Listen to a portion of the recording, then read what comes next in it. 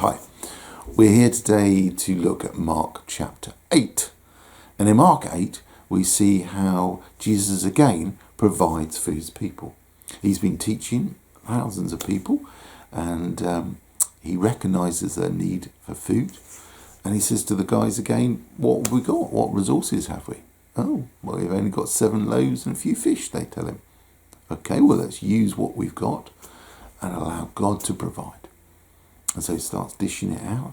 And a banquet again is provided. Now, soon after this, the Pharisees come by.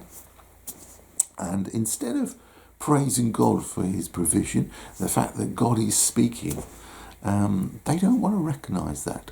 They want to investigate and pick apart Jesus' methodology and say to him, okay, why are you doing this? And what are you doing this for? What's going on? It's almost as if they're spiritually blind. And Mark re-emphasises this fact by pulling in, at this point, a story of Jesus healing a man that is blind.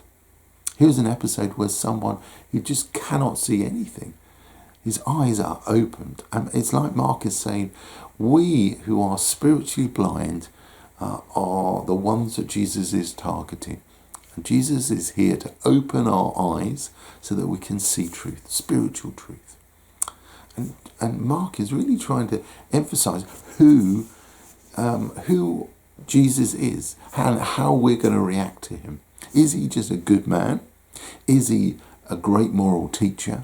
Or is he who he claims to be, the Messiah, the one that the people have been waiting for so they can reconnect with God? How are we going to handle that? Are we going to turn away, or are we going to engage with Jesus? Now, many of us will try and find any excuse we can not to see the truth. We don't like the challenge that it brings to our comfortable lifestyle, because it is a challenge. And God's wisdom is difficult sometimes to understand. And Mark writes this little episode where Jesus asked the disciples, who do you think I am? They agree that he must be the Messiah. But then Jesus says, okay, well, what I'm actually here for is to sacrifice. I will be killed for what I'm bringing, which is very hard for the disciples to stomach, very hard for them to grasp and understand what's going on, because heaven's wisdom is not human wisdom. If we use just our human wisdom, we will miss the point.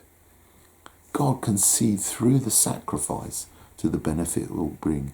And we need to see through the sacrifice that perhaps we need to engage with as well, in obedience. Obedience to Christ, obedience to God.